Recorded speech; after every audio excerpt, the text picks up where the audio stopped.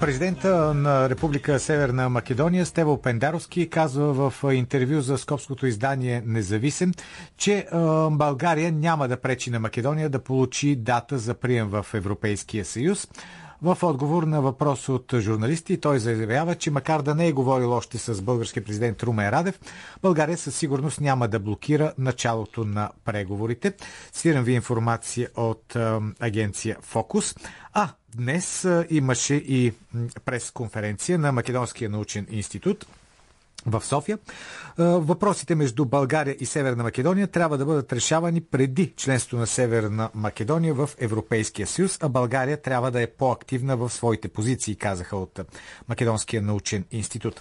Ето подробности от Добромир Видев. Коментар на срещата при президента по въпроса преди седмица направи Коста Филипов, който от дълги години като журналист следи процесите в Северна Македония. Според него, разговорите по общите за София и Скопие въпроси след началото на преговорите са кауза пердута. Като познаваме либерализма в поведението, политиката, която следват представителите на държавите членки на Европейския съюз по тези въпроси, много важно, че България е имала някакви претенции към историята на нас съседна държава. Ще върват отваряне и затваряне на глади за сметка на историята на България. И професор Нина Дилгерова също е скептична, че след отварянето на преговорите ще може да се постигне съгласие по темите между двете държави.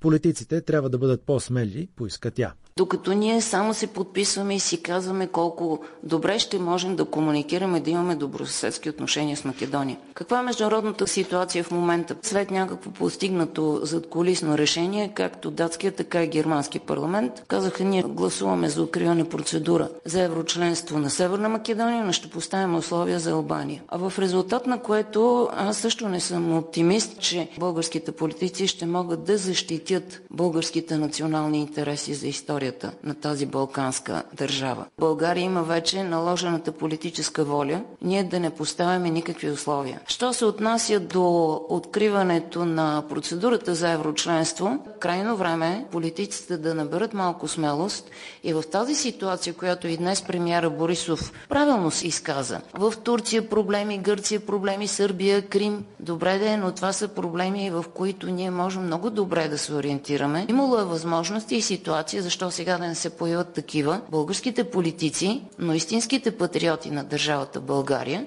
да се възползват от противоречията, разногласията и да прокарат успешно това, което е нужно. Не само на нас днес и сега, но на бъдещите поколения. Доцент Георги Николов, заместник-председател на Македонския научен институт, отбеляза важността на написаното в учебниците, тъй като съдържанието им оставя трайна следа в съзнанието.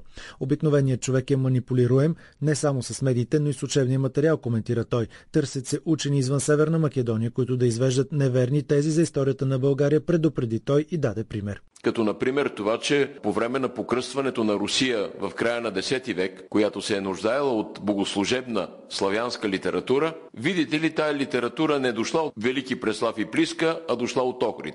Тук се намеква, че не България, а някаква друга сила в Охрид е действала. Парадоксален е факта и с прочутия битолски надпис на цар Иван Владислав. В този надпис на няколко места се твърди, че той е българин, че Самуил е самодържавен цар на българите, че тая крепост Битолю е построена за спасение на българите, тези неща се пропускат. Македонският научен институт настоява пред българското правителство да постави 8 задължителни условия за правителството Скопие преди началото на преговорите му с Европейския съюз.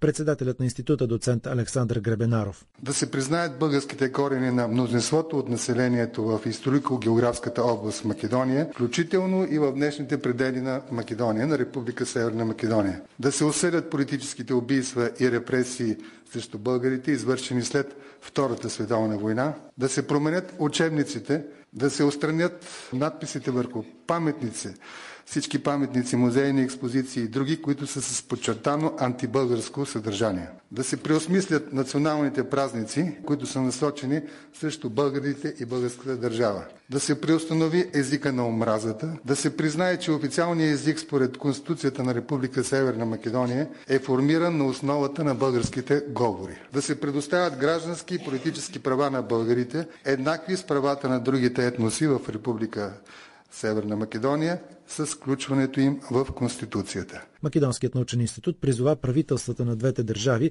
да започнат директен политически диалог в духа на подписания договор и да не допуснат противоречия между Република Северна Македония и България, които да се превърнат в проблеми на Европейския съюз. За 12+3 Добромир Видев.